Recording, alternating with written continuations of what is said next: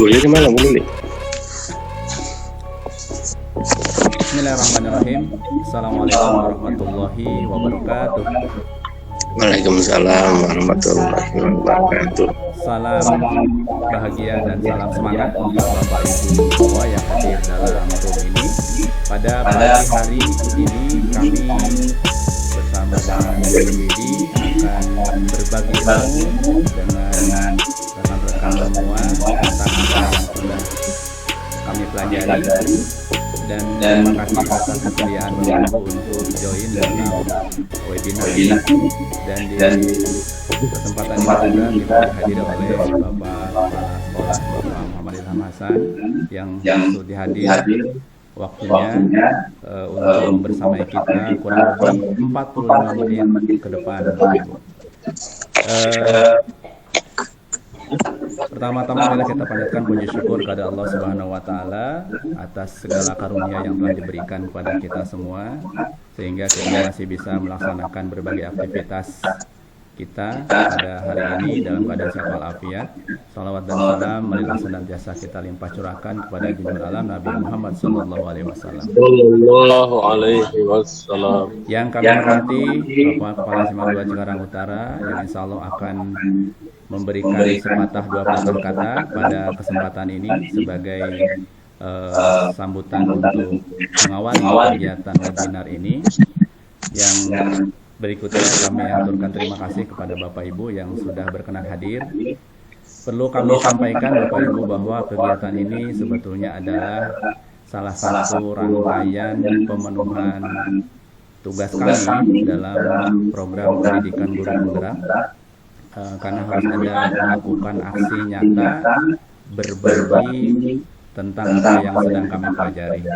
Mohon kiranya Bapak Ibu bisa bersama-sama kita nanti belajar apa yang akan disampaikan oleh Bu Nurwidi sebagai narasumber pertama dan saya yang kedua. Oh, bukan narasumber ya, judulnya guru yang berbagi ya. Seperti itu. Baik, untuk agar kita lebih diberikan keberkahan, mari kita buka dengan membaca basmalah. Bismillahirrahmanirrahim. Untuk selanjutnya mohon perkenan kepada Bapak Kepala Sekolah, Bapak Dr. Andes Muhammad Ilham Hasan MM untuk membuka acara webinar ini. Padanya kami silakan. Ya. Terima kasih Pak Kana. Bismillahirrahmanirrahim. Assalamualaikum warahmatullahi wabarakatuh. Waalaikumsalam. Alhamdulillahirrahmanirrahim. Assalatu wassalamu ala asyrafil anbiya'il mursalin sayyidina Muhammadin wa ala alihi washabihi ajma'in. Yang saya hormati Bapak Sukanta dan Ibu Nurwidi selaku guru berbagi. Ini istilah baru yang baru saya dengar, dan juga Bapak Ibu sekalian yang berada di manapun. Salam sehat dan bahagia. Apa yang sudah disampaikan oleh Pak Sukanta, mudah-mudahan kita selalu senantiasa semangat dan selalu senantiasa berbahagia bersama keluarga. Terima kasih kepada Bapak Ibu yang sudah bergabung untuk berbagi ilmu tentang hal ini, di mana saya menilai bahwa ini merupakan sebuah budaya yang positif yang harus kita dukung bersama-sama, di mana yang maju sebagai narasumber atau sekarang dikenal dengan guru berbagi adalah teman kita juga yang akan maju sebagai calon guru penggerak. Mudah-mudahan Pak Sukanta dan Bu Nurwidi bisa berbagi yang baik mengenai ilmu yang diperoleh selama mengikuti kegiatan guru penggerak ini. Bapak Ibu yang saya hormati, budaya ini sangat positif sekali, harus kita dukung.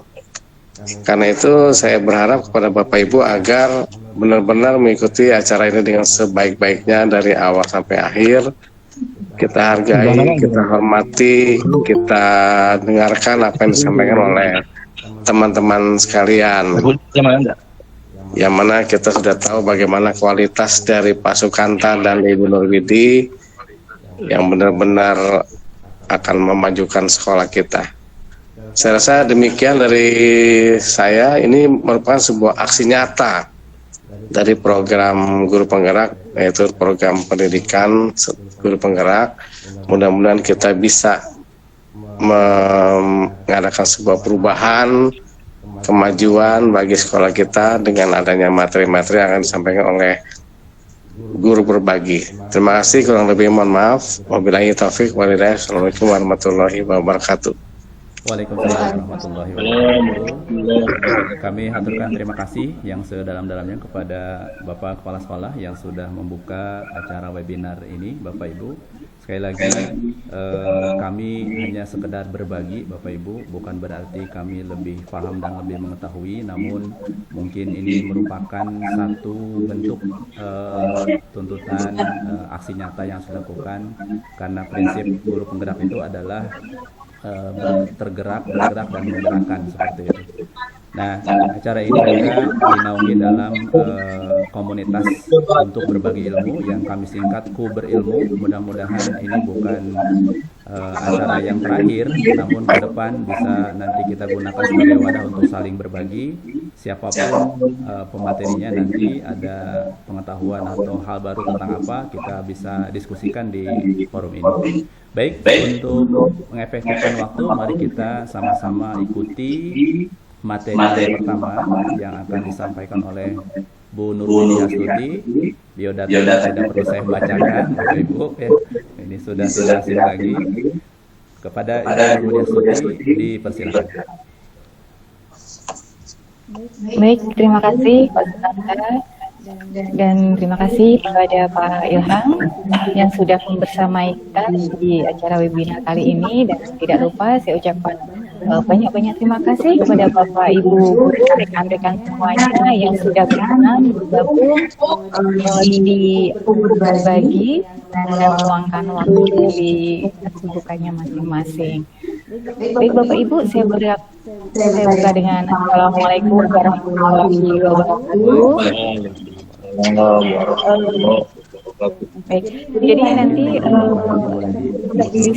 saya dengan peserta akan berbagi pengetahuan yang saya dapatkan dari pelatihan bergerak. Jadi nanti setelah saya akan dilanjutkan dengan Pak Sananta. Baik ya Pak Sananta ya. Baik, Bapak Ibu izinkan saya untuk share screen.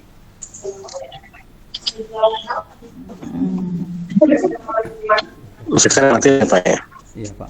Balikan semua. Ya, mau lagi ya. Mana tadi ya? Nggak ada suaranya ya? Bapak Ibu, apakah sudah terlihat share screen saya? Oke, baik. Salam dan bahagia. Assalamualaikum warahmatullahi wabarakatuh. Burung merak, burung melati. Guru berbagi. Baik Bapak Ibu, kami akan membagikan tentang prinsip disiplin. Boleh Ada satu di full screen. Oke, iya.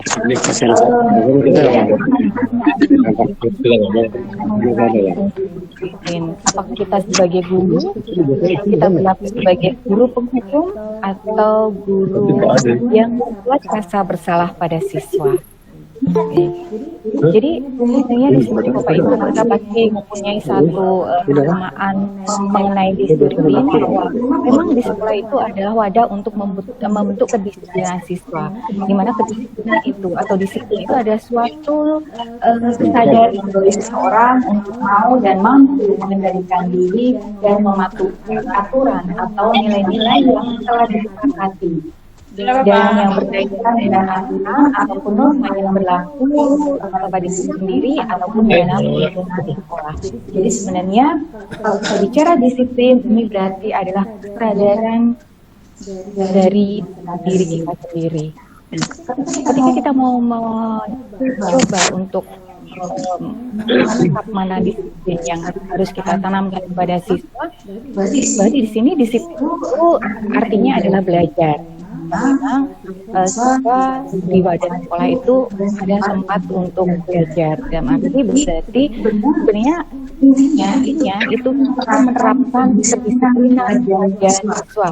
Jadi dia bisa bertanggung jawab terhadap dirinya sendiri dengan segala kegiatan yang dia perbuat, apakah itu sesuai dengan norma atau aturan yang memang sudah disepakati di sekolah tersebut.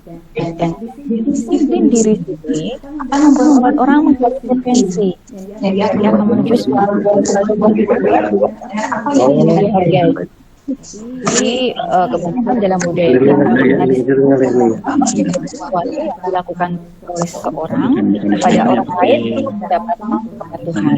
Jadi ini dengan umum ini adalah menghubungkan kata disiplin itu dengan ketidaknyamanan, bukan dengan apa yang kita hargai atau terhadap pencapaian suatu tujuan mulia. Pas itu mana Bapak Adik, Pak?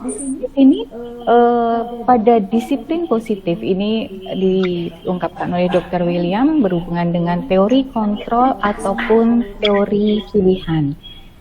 Dalam teori ini kita bisa melihat bahwa di sana mencakup kita tidak bisa mengontrol orang lain, yang bisa mengontrol kita adalah diri kita sendiri, gitu kan. Jadi di sini ada makna disiplin bahwa belajar kontrol diri dengan menggali potensi kita untuk mencapai tujuan yang mulia, yaitu menjadi seseorang yang kita inginkan berdasarkan nilai-nilai yang kita hargai. Nah, artinya kita sebagai seorang guru berarti juga harus memahami ini, bahwa kita harus menerapkan, harus menanamkan disiplin pada anak dengan cara anak bisa mengontrol diri mereka sendiri. Dengan cara murid-murid kita bisa menggali potensi mereka sehingga dia bisa mencapai tujuan yang mulia. Jadi artinya di teori yang kedua bahwa semua perilaku yang dilakukan oleh siswa itu pasti memiliki tujuan, ya. Dan tujuannya itu motivasi bahwa pada tindakan seseorang melakukan tindakan itu pasti ada motivasinya, gitu kan. Motivasi yang berasal dari luar ini biasanya siswa akan melakukan sesuatu untuk menghindari hukuman, kemudian bisa mendapatkan balasan. Sebenarnya yang ingin kita gali dari siswa itu bahwa akan muncul motivasi intrinsik, yaitu motivasi yang ada atau yang muncul dari dalam diri sendiri, ya. Jadi ini akan memunculkan siswa itu bisa menghargai diri sendiri, ya. Kemudian nanti kita bisa memotivasi siswa itu, kita bisa menuntun siswa itu untuk memunculkan motivasi intrinsik. Itu lebih bagus dengan kita berperan sebagai manajer, atau ini berkaitan dengan 5 posisi kontrol yang ada pada guru, gitu kan.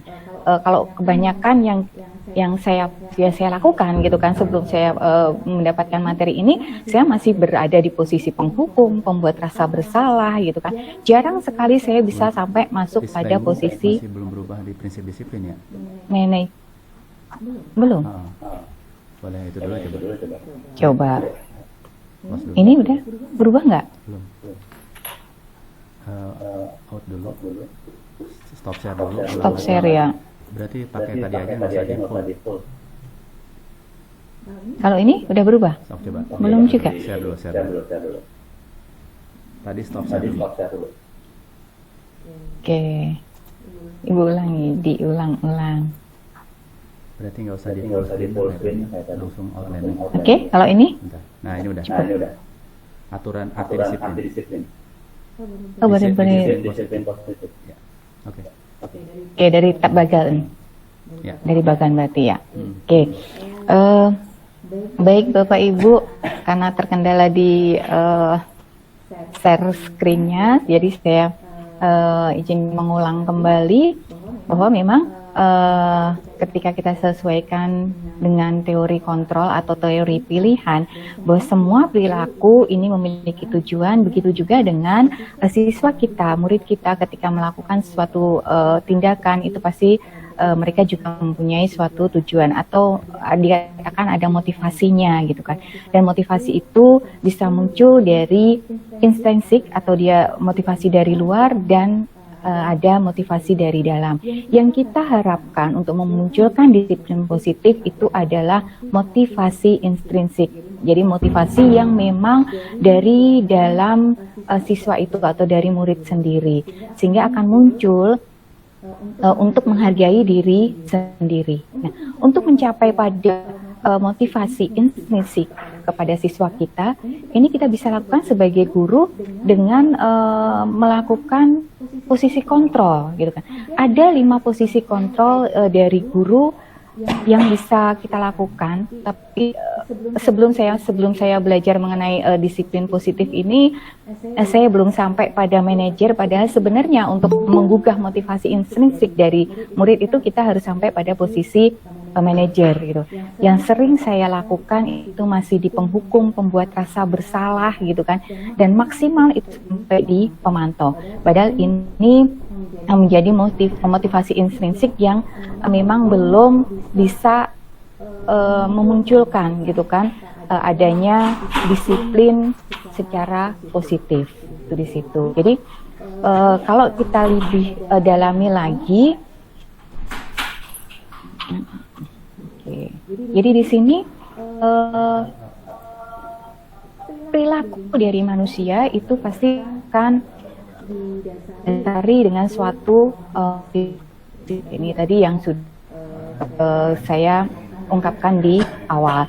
Tapi tujuan kita ini sebenarnya membentuk disiplin positif itu pada motivasi internal, yaitu menghargai diri sendiri. Nah, ini bisa lakukan sebagai guru ada 5 posisi kontrol Bapak Ibu, di mana kalau kita berlaku atau melakukan kontrol sebagai penghukum dan juga membuat murid kita bersalah, ini hanya akan mendorong siswa itu untuk menghindari hukuman, dan ini akan munculnya ini ada pada identitas kegagalan pada siswa itu. Penghukuman itu seperti apa? Kita menghardik, kemudian kita mengeluarkan kata-kata yang menyakiti, itu adalah sebagai penghukum. Misalkan awas kalau kamu sampai terlambat lagi. Nah, itu berarti posisi kita masih di penghukum.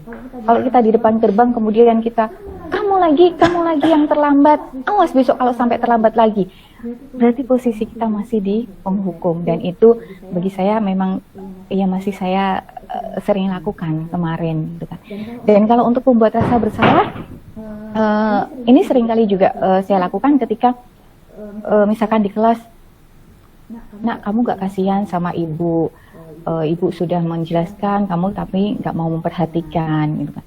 Ibu kan juga harus laporan kepada kepala sekolah bahwa ibu udah mengajar hari ini dengan baik, tapi kok kamu gak bisa-bisa. Nah, itu nadanya halus Bapak Ibu, tapi ternyata di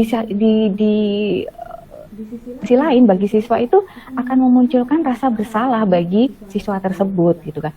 Dan itu juga ternyata pada akhirnya akan memunculkan identitas kegagalan pada siswa, walaupun pada akhirnya siswa nurut ataupun patuh gitu kan, tapi itu ternyata tidak kita harapkan gitu. Nah, ketika kita berposisi sebagai teman ataupun pemantau, memang ini akan memunculkan kepada siswa itu identitas keberhasilan atau sukses, tapi ini masih pada motivasi intrinsik, artinya dari luar. Ini nggak akan awet gitu kan di siswa itu. Artinya ketika kita sudah tidak memantau atau kita sudah tidak berlaku sebagai temannya, itu akan kepatuhan itu akan turun gitu, atau bahkan gitu ya. Kalau sebagai teman ya, kalau di sini dia contohkan, ayolah nak kamu lakukan ini kan demi ibu, masa kamu tidak ingat tentang apa yang sudah kita sepakati gitu kan. Ibu kan juga pernah bantu kamu, ayolah kamu gantian bantu ibu. Nah, itu posisi kita sebagai teman. Dan kalau misalkan sebagai pemantau, ketika misalkan kita menghadapi siswa ketika terlambat, kenapa kamu terlambat? Kamu nggak tahu aturannya apa? Nah, ketika kita mengungkapkan seperti itu, kita berada di posisi pemantau gitu kan. Dan di sini ketika pemantau ini akan lebih menitik beratkan pada sanksi atau juga hadiah. Ini ternyata kita memberikan hadiah juga tidak begitu bagus atau memang tidak disarankan eh, untuk mengapresiasi tindakan dari siswa. Ya, karena ini hanya akan memunculkan pada motivasi ekstensif gitu kan. Yang kita inginkan dari tujuan disiplin positif ini adalah di siswa itu mampu menghargai diri sendiri. Ya, jadi akan muncul kontrol dari dirinya sendiri. Ini akan lebih disarankan atau akan lebih banyak berhasil ketika kita berada pada posisi manajer. Artinya di posisi manajer itu kita akan menganalisis penyebab atau alasan kenapa siswa itu melakukan suatu tindakan, kemudian kita akan menanyakan balik apakah tindakan yang mereka lakukan itu menurut mereka sudah benar atau tidak. Kemudian ketika memang itu sudah benar atau memang itu belum benar, berarti kita menggiring atau kita menuntun siswa itu untuk menemukan solusinya. Dan setelah itu nanti kita juga akan mencoba bersama dengan siswa itu untuk coba mengevaluasi diri sehingga nanti siswa itu mampu memperbaiki dirinya sendiri. Dan ini 3 menit. ya, akan memunculkan tadi identitas keberhasilan atau identitas sukses pada murid itu dari dirinya sendiri. Ini yang diharapkan. Baik Bapak Ibu, mungkin dari saya yang saya bagikan ke Bapak Ibu cukup sampai di 5 posisi kontrol. Nanti selanjutnya untuk melaksanakan sebagai manajer ini nanti akan dilanjutkan oleh rekan saya, ada Bapak Sukanta yang sudah siap berbagi dengan Bapak Ibu dengan segala kemampuannya sudah disiapkan dari tadi malam Bapak Ibu. Mohon nanti disimak dengan baik-baik karena Pak Sukanta sudah ini tadi begadang Bapak Ibu semalam menyiapkan untuk Bapak Ibu semuanya. Baik Bapak Ibu, terima kasih atas perhatiannya. Saya langsung lanjutkan ke Pak Sukanta. Silakan Pak Sukanta. Terima kasih Bu Nur Widi yang sudah memberikan kejelasan ya, pencerahan kepada kita teman-teman tentang makna disiplin positif. Nah sekarang mungkin Bapak Ibu saya izin gantian akan share screen karena tugasnya memang sebetulnya sharing 10 menit ya untuk direkam dan diupload ke penugasan kami. Begitu. Dan mohon izin juga teman-teman boleh ini di screenshot untuk aktivitas kita hari ini untuk di Kamop. Kan bisa untuk mengisi aktivitas hari ini. Ya, saya akan coba berbagi dengan teman-teman. Sebentar.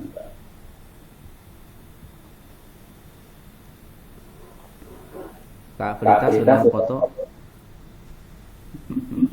Atau dibuka kameranya semuanya saya shoot dari sini. Boleh. Pak Sukanta udah share screen, saya nggak bisa melihat semuanya nih Pak Sukanta. Oh sudah saya stop dulu ya. Stop dulu aja. Foto dulu Bu. Ya. Boleh. Buka kamera semuanya kali Bapak Ibu. Apa foto Kameranya on.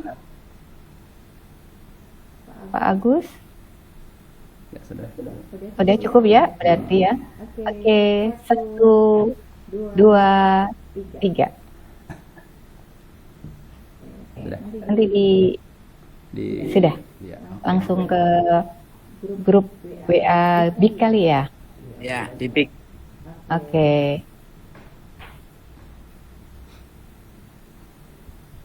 Ya. Oke, mohon izin Bapak Ibu sekarang saya share screen. Apakah sudah terlihat? Bu Idi, sudah terlihat di layar? Sudah ya? Sudah. Sip. Baik, teman-teman semua. Jadi memang materi tentang budaya positif ini bagi kami juga ini sesuatu hal yang cukup banyak memberikan pencerahan-pencerahan bahwa selama ini kadang apa yang kita lakukan terhadap pelanggaran-pelanggaran siswa, kita mungkin masih berposisi sebagai posisi penghukum atau mungkin pembuat rasa bersalah pada siswa kita. Dan seyogyanya kita tidak hanya berhenti pada posisi itu, karena itu kalau dari sisi teori motivasi, ketika kita menanamkan rasa menghukum atau mungkin membuat rasa bersalah pada siswa, itu sebetulnya karena motivasi siswa itu menghindari hukuman ya. seperti itu. Bukan menumbuhkan kesadaran dari dalam dirinya sendiri mengapa mereka tidak dan mau melakukan sesuatu seperti itu. Jadi bukan dari intrinsik namun dari faktor ekstrinsik. Nah, dari 5 posisi kontrol tadi, teman-teman, yang diharapkan kita memang menghadapi permasalahan atau menghadapi siswa dalam hal pelanggaran, diharapkan kita berposisi sebagai manajer gitu ya, atau manajer. Jadi ini level tertinggi yang diharapkan nanti bisa diterapkan di setiap diri kita dalam merespon setiap pelanggaran yang terjadi pada siswa kita.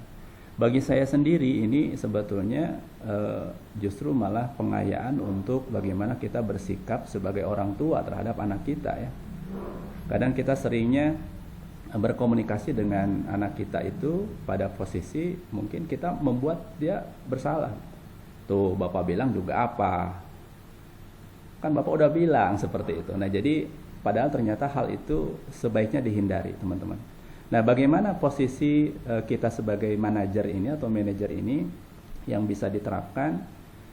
Di sini guru lebih banyak menerapkan disiplin positif, yaitu dengan Bapak Ibu sekalian, seperti yang kita ketahui bahwa dalam teori disiplin positif ini ada teori kontrol atau teori pilihan ya, atau the choice theory yang dikemukakan oleh Dr.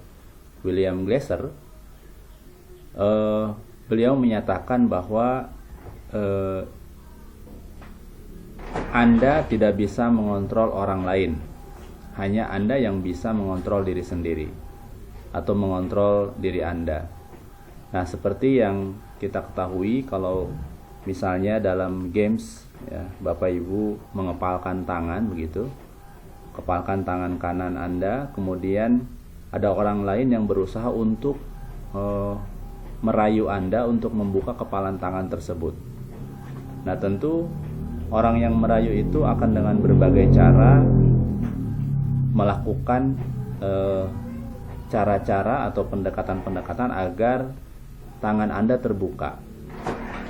Namun ketika kita tidak mengizinkan dan ketika kita tidak mau, maka orang lain itu tidak akan bisa meminta kita untuk membuka tangan kita. Nah, itu adalah ilustrasi dari teori kontrol ya, bahwa yang bisa mengontrol diri kita adalah diri kita sendiri.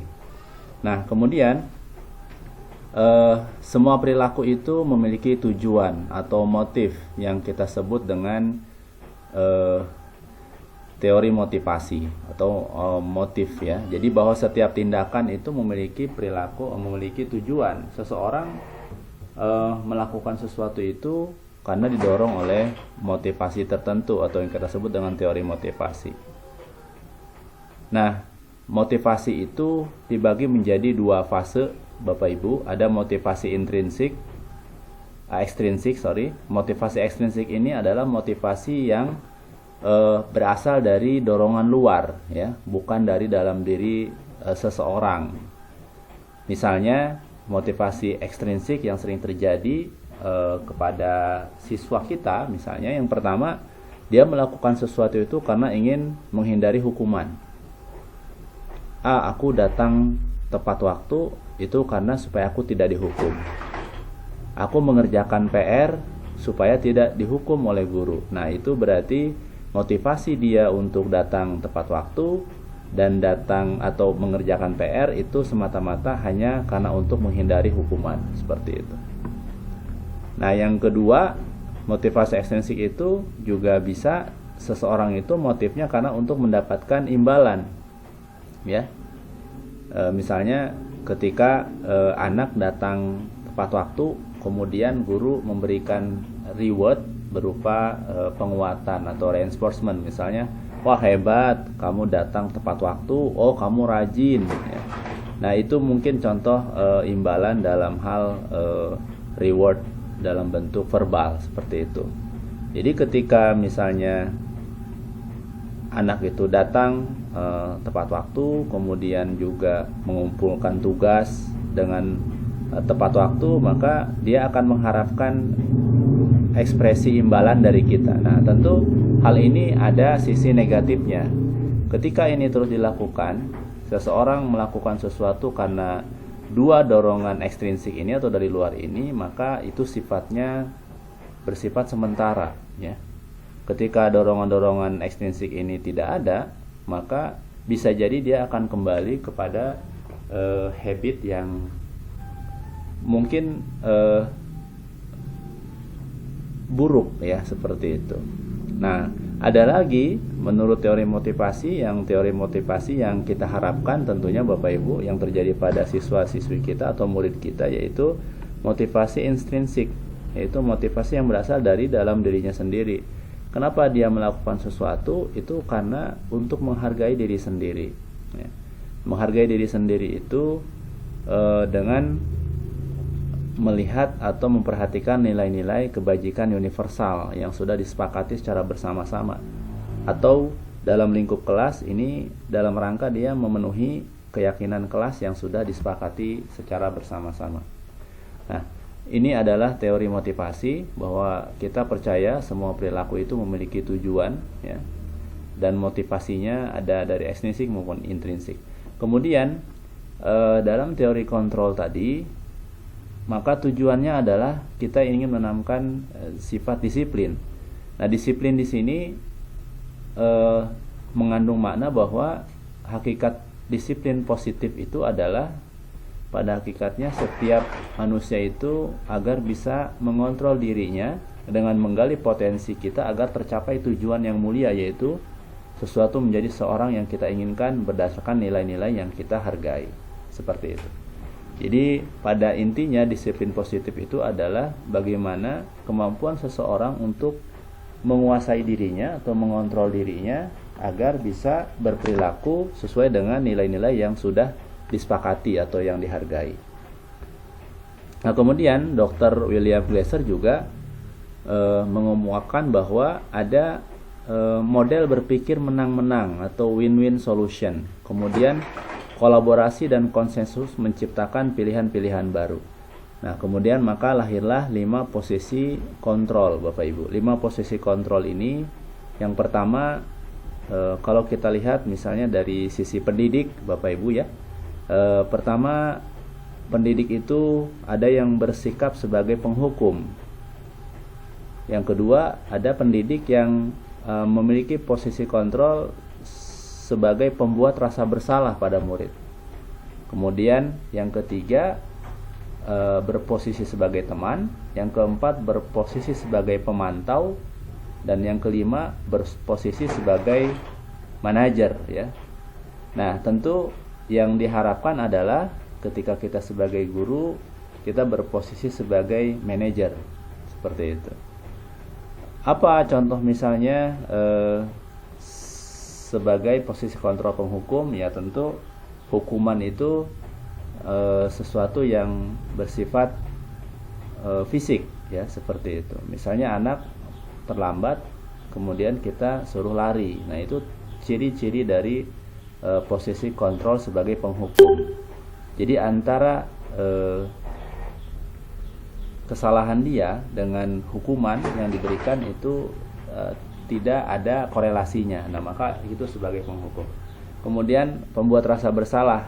Kalau ini mungkin dia tidak melakukan hukuman secara fisik, namun guru sering mengatakan atau menghukum siswa secara verbal, ya. Contoh misalnya ketika siswa melakukan suatu kesalahan, guru mengatakan, tuh, Bapak bilang juga apa? Kamu dari tadi tidak memperhatikan sih. Kamu tidak menghargai Bapak, ya. Nah, itu kita katakan di depan anak kita. Kamu itu tidak punya rasa hormat. Ya, kamu itu tidak mempunyai etika. Nah, jadi menyampaikannya dengan tidak begitu keras, namun begitu mengena ke hati. Nah, itu ciri-ciri bahwa kita sebagai guru yang berposisi sebagai pembuat rasa bersalah pada siswa. Kemudian ada lagi posisi guru yang menempatkan dirinya sebagai teman, ya, dengan siswa-siswanya. Ada kedekatan tertentu layaknya sebagai seorang teman, ya. Nah, namun ketika guru memposisikan sebagai teman pun ada sisi negatifnya, bahwa nanti siswa terlalu merasa nyaman. Nah, ketika kita tidak berada di situ atau kita tidak melakukan hal-hal yang sifatnya seperti teman, maka dia akan kecewa. Nah, yang keempat itu adalah posisi pemantau. Ya, ketika guru berposisi sebagai pemantau, dia sikapnya tegas dan dia acuannya adalah aturan. Kalau misalnya anak datang terlambat, kemudian kita tidak maki-maki, namun kita coba tanyakan kenapa dia terlambat, kemudian apakah kamu tahu peraturan sekolah kita mengenai kehadiran di sekolah. Nah, jadi selalu diposisikan bahwa sebagai pemantau itu selalu pada aturan, acuannya adalah pada aturan. Kemudian mungkin bisa dikatakan kamu tahu konsekuensinya sesuai dengan aturan yang kita sudah sepakati ketika datang terlambat seperti apa. Nah, jadi nanti siswa diminta untuk melaksanakan aturan itu. Nah, yang terakhir yaitu posisi yang paling tinggi yang kita harapkan sebagai guru, kita berposisi sebagai manajer, ya. Nah, seorang manajer itu ketika melaksanakan prinsip-prinsip penyelesaian masalah, terutama ketika menghadapi pelanggaran pada siswa, maka dia menanamkan yang disebut dengan teori segitiga restitusi, ya. Nah, apa itu segitiga restitusi? Ada tahapan di mana yang pertama menstabilkan identitas, kemudian yang kedua validasi kebutuhan, yang ketiga menanyakan keyakinan. Nah, nanti di akhir pemaparan saya akan coba deskripsikan atau jelaskan mengenai apa itu segitiga restitusi beserta praktik yang sudah dijalankan, ya, seperti itu. Kemudian menurut teori kontrol atau teori pilihan atau the choice theory, menurut Dr. William Glasser juga realitas atau kebutuhan kita itu berbeda. Kita berusaha memahami pandangan orang lain tentang dunia dan setiap orang memiliki gambaran berbeda. Nah, maka ini kita sandingkan dengan 5 kebutuhan dasar manusia, ya. Pertama yaitu kebutuhan untuk bertahan hidup atau keselamatan, ya. Kemudian kebutuhan akan penguasaan, ya. Penguasaan itu power atau mungkin diakui dan seterusnya, ini adalah penguasaan.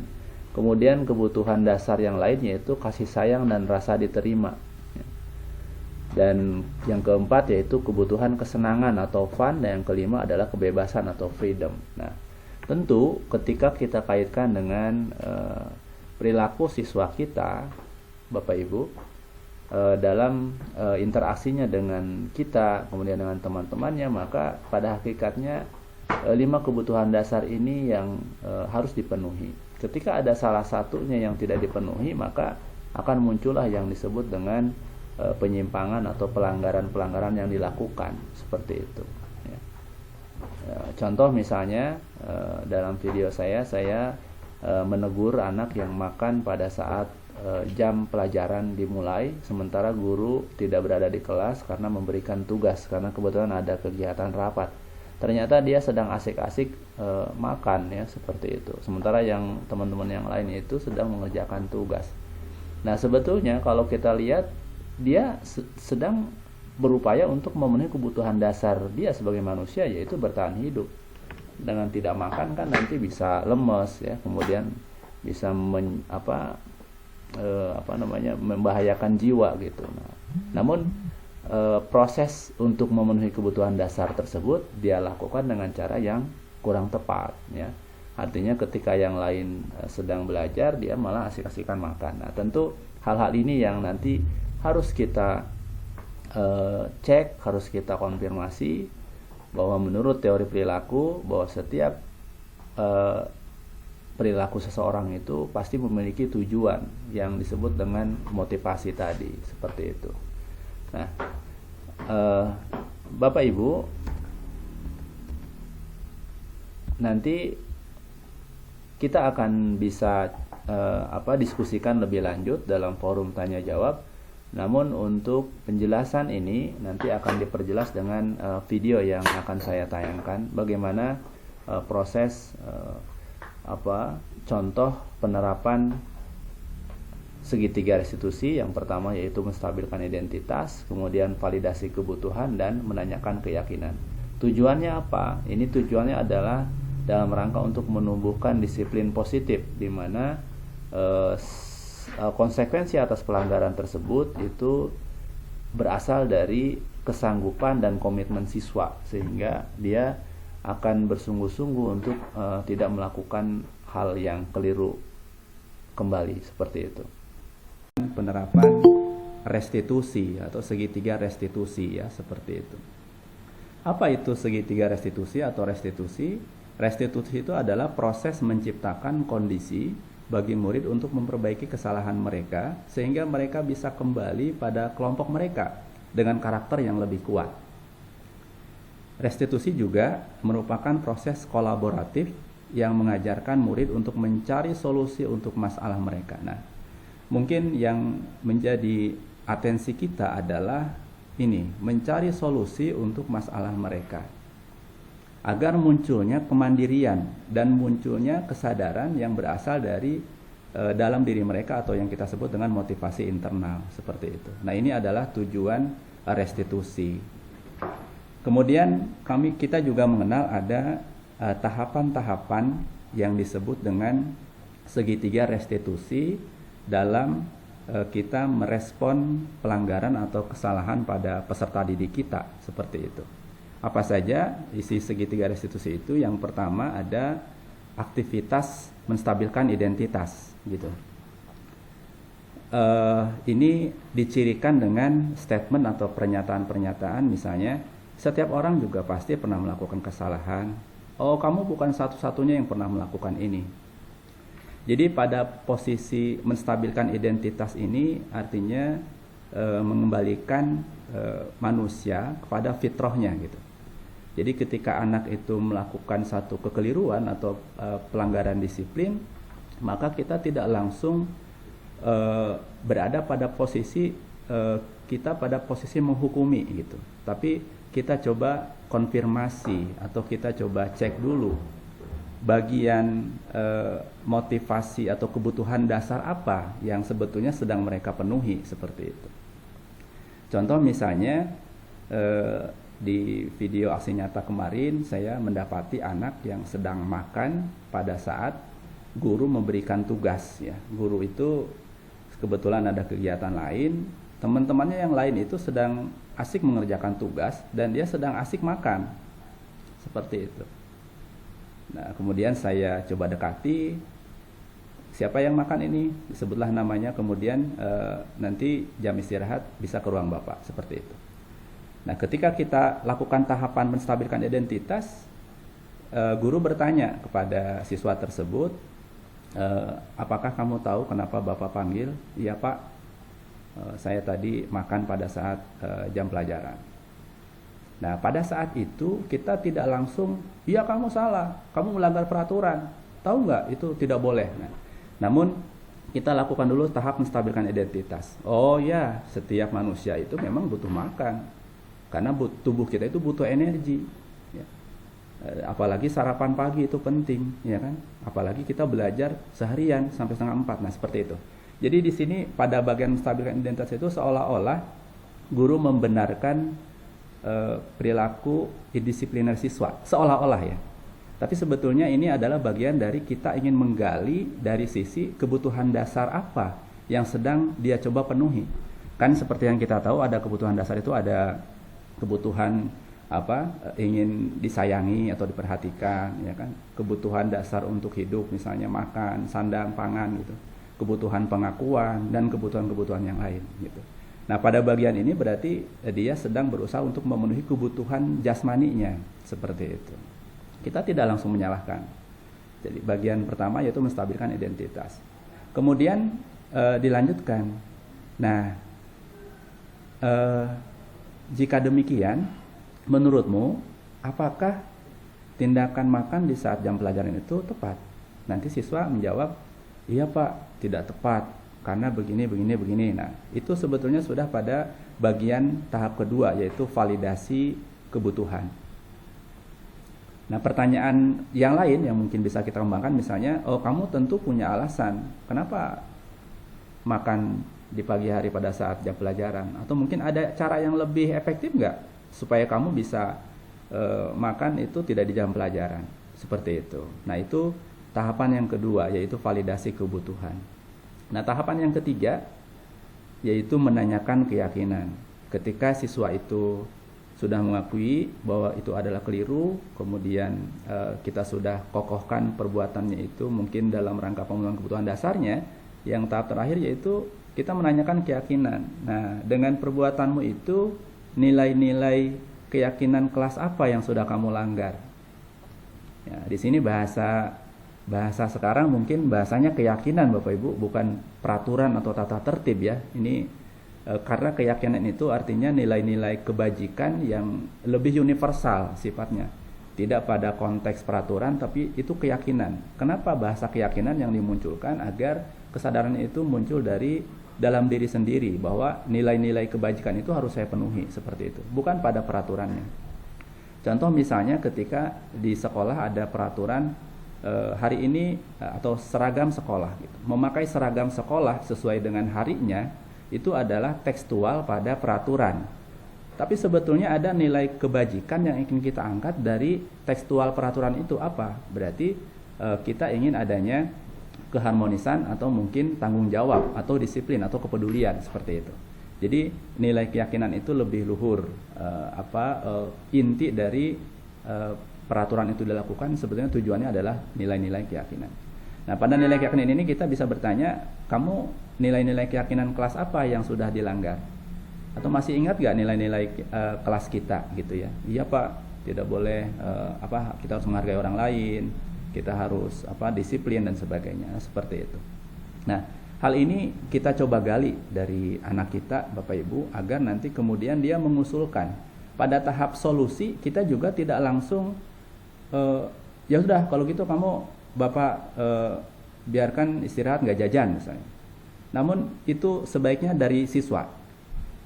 Apa yang akan kamu lakukan untuk misalnya memperbaiki kesalahanmu? Ya Pak, nanti saya akan lebih disiplin untuk sarapan pagi. Kenapa saya bisa sarapan pada saat jam pelajaran seperti itu? Ke depan nanti saya akan diingatkan oleh orang di rumah, misalnya ayah atau ibu, untuk sarapan lebih awal. Nah, seperti itu. Jadi diharapkan hal itu tercetus dari siswa sebagai sebuah komitmen atau tanggung jawab secara mandiri, seperti itu. Nah, ini Bapak Ibu mungkin ada beberapa pernyataan-pernyataan yang bisa membantu kita ketika kita dalam upaya untuk menjalankan segitiga restitusi ini. Sebetulnya memang ini juga bagi kami ya Bu Idi ya, bagi kita itu ini terlalu psikologi, saya bilang. Ini mungkin guru konseling ini yang lebih tepat melakukan ini, dan saya pun sempat menyampaikan itu kepada instruktur dan fasilitator. Namun sekali lagi bahwa kita sebagai pendidik itu di dalamnya juga melekat sebagai jiwa konseling pada anak kita, seperti itu. Di dalam prakteknya ternyata ketika membuat video kemarin juga kita juga masih banyak kekurangan ya, seperti itu. Ini secara teori mungkin perlu kita gali dan praktikkan sebetulnya. Nah, bisa aja pada posisi menstabilkan identitas itu, guru bisa berkata, oh berbuat salah itu hal yang manusiawi. Tidak ada manusia yang sempurna. Bapak Ibu juga pernah membuat kesalahan. Kita pasti bisa menyelesaikan permasalahan ini. Bapak Ibu tidak tertarik untuk mencari tahu siapa yang benar. Misalnya ini pada kasus anak berantem misalnya ini. Siapa yang salah? Bapak Ibu lebih tertarik untuk menyelesaikan masalah ini. Kalau kamu menyalahkan dirimu sendiri terus-menerus, apa kamu bersikap baik pada dirimu sendiri? Nah, ini contoh-contoh statement pada menstabilkan identitas.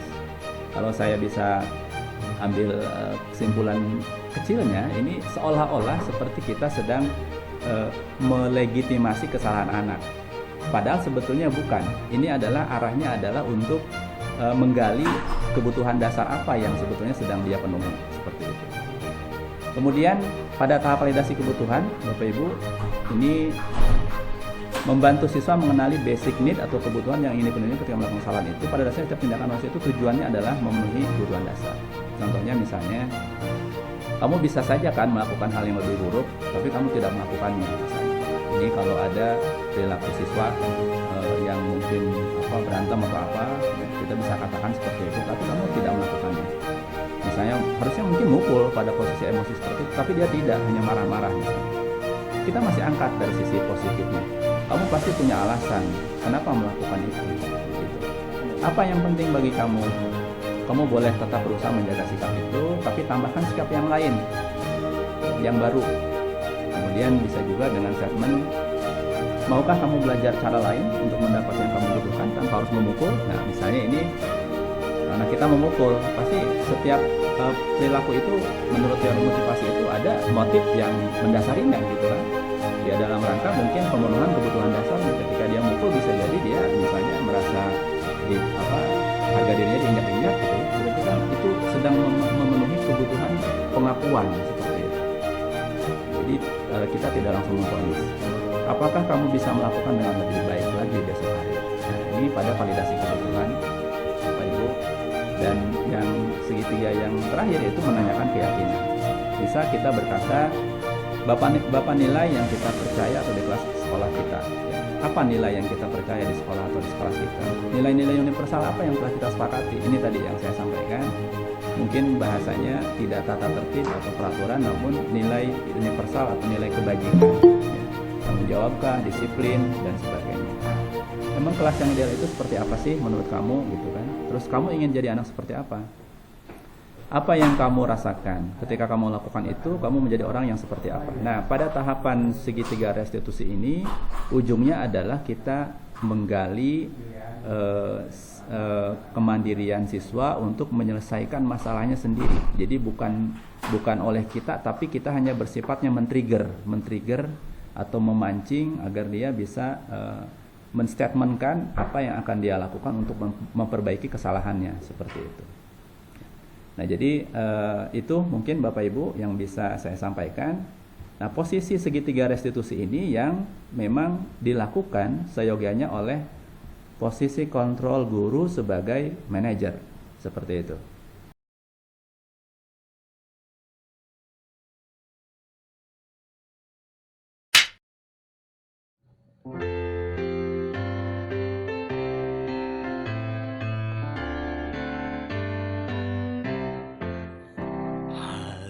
Namamu di hatiku, mulia namamu di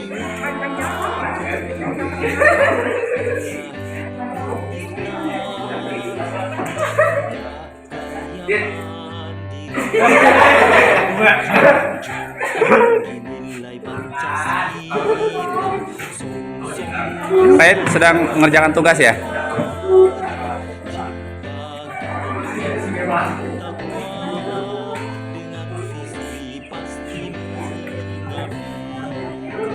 Ini siapa yang lagi makan? Radit, Pak. Istirahat ke ruang Bapak ya. Iya, Pak.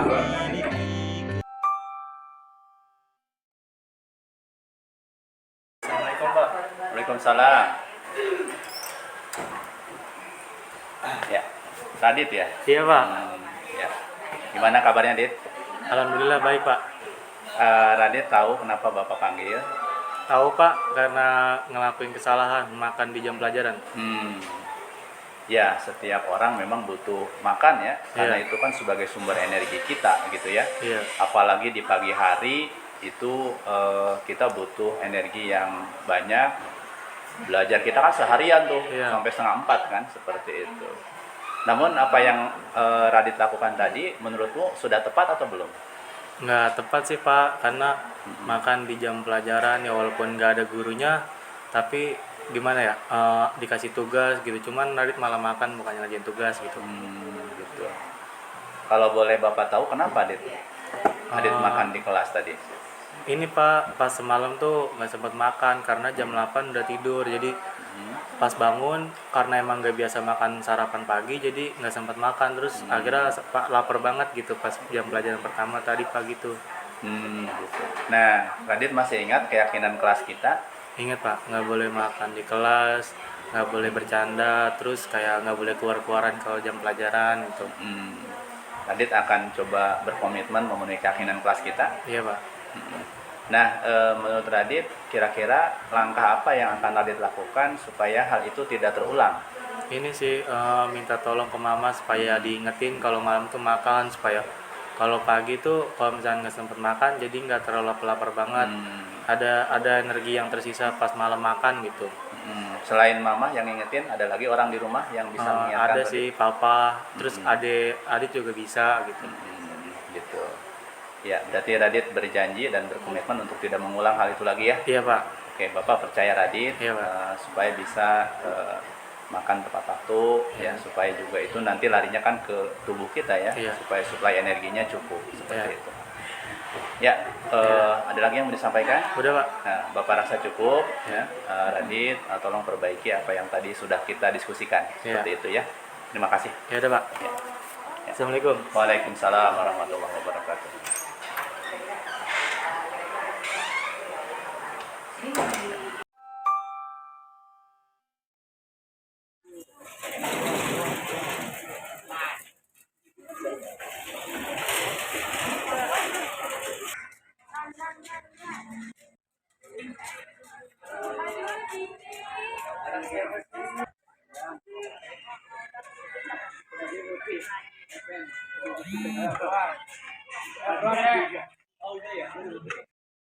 Arya ya?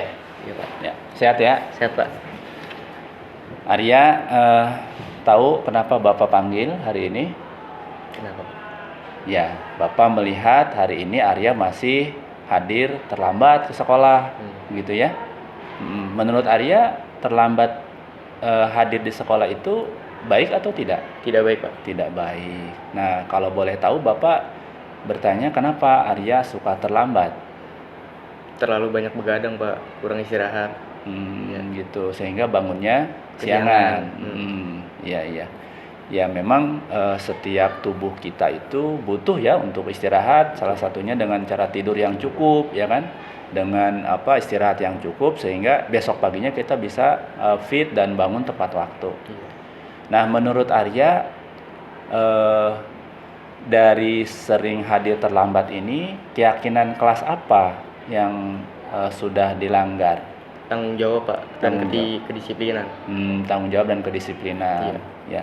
Apakah setelah peristiwa ini Arya bisa apa yang bisa Arya lakukan untuk melakukan perubahan supaya tidak terlambat lagi? Tidur yang teratur, istirahat secukupnya. Itu aja Pak. Oh, itu ya, baik. Nah, jadi apa yang Arya tadi sampaikan itu bisa dilakukan dengan baik ya. Tadi kalau nanti misalnya Arya merasa kesulitan untuk membiasakan bangun tidur pagi dan juga tidur lebih awal, siapa yang akan mengingatkan Arya di rumah? Mama paling Pak. Mama. Iya. Selain Mama, adakah yang bisa membantu Arya untuk hadir bisa lebih awal? Bapak ada. Bapak ya. Oke, baik. Nah, Arya sudah berjanji untuk bisa lebih baik. Bapak percaya Arya akan bisa lebih baik ke depannya. Begitu ya. Jadi besok tidak terlambat lagi anak ya. Iya Pak. Siap. Ya. Ya, silakan ke kelas lagi. Oke, Pak. Terima kasih Pak. Ya, sama-sama. Assalamualaikum. Waalaikumsalam warahmatullahi wabarakatuh.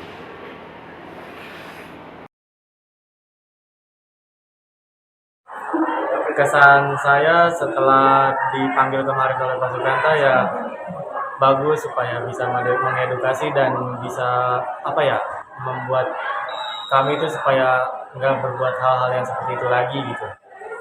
Dan itu aja pesan-pesan dari saya.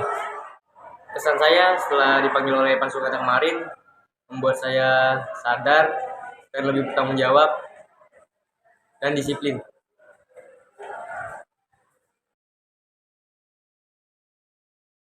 Artinya mungkin nanti kalau ada kesempatan kita share videonya yang dicontohkan oleh Kemendikbud bagaimana posisi seorang manajer itu ketika menghadapi anak tadi dengan tahapan segitiga restitusi, dia tidak ramah-ramah amat gitu. Dia juga tidak galak-galak amat, namun dengan keyakinan bahwa seorang manajer, layaknya seorang manajer. Ya. Nah itu Bapak Ibu mungkin yang bisa disampaikan Bu Idi ya. Dan mohon maaf sekali kita tidak ada sesi tanya jawab karena ini adalah posisi guru berbagi ya Bapak Ibu. Namun ketika ada hal yang memang dalam praktiknya tentu ini masih menyisakan banyak hal yang harus kita latih dan harus kita pelajari Bapak Ibu. Intinya bahwa disiplin itu, saya ingin mengembalikan kata disiplin itu yang tadi disampaikan oleh pemateri awal. Jadi sebetulnya adalah bagaimana seseorang mampu melakukan kontrol diri secara mandiri dan bertanggung jawab untuk melakukan hal-hal yang disepakati secara universal atau secara umum seperti itu. Maka kalau itu munculnya dari dalam diri, tanggung jawab itu secara mandiri, maka yang terbentuk adalah jiwa-jiwa atau pribadi-pribadi siswa yang dia bertanggung jawab melakukan sesuatu bukan karena ingin hadiah, bukan karena takut dihukum, namun melakukan sesuatu karena dari kesadaran secara intrinsik seperti itu. Mungkin itu yang bisa disampaikan Bapak Ibu. Terima kasih sudah membersamai kami pada kesempatan ini. Mudah-mudahan bermanfaat bagi saya khususnya dan bagi kita pada umumnya. Seperti itu. Itu saja. Terima kasih. Yang benar dari Allah, yang salah dari kami, dan kami pun masih terus belajar Bapak Ibu. Ini mohon doa dari Bapak Ibu semua. Rangkaian pendidikan guru penggerak ini masih berjalan sampai Desember. Ini baru modul 1 Bapak Ibu, sementara ada 3 modul yang harus kami selesaikan. Mudah-mudahan bisa terus semangat. Pak Ado udah begini-begini tuh. Semangat nih. Dengan gestur itu udah terlihat semangat gitu. Baik, itu mungkin Nanti menyusul. Assalamualaikum warahmatullahi Assalamualaikum warahmatullahi wabarakatuh. Terima kasih Bapak Ibu semuanya, Bapak Ibu guru hebat sudah berkenan mendukung dan bergabung dengan kami.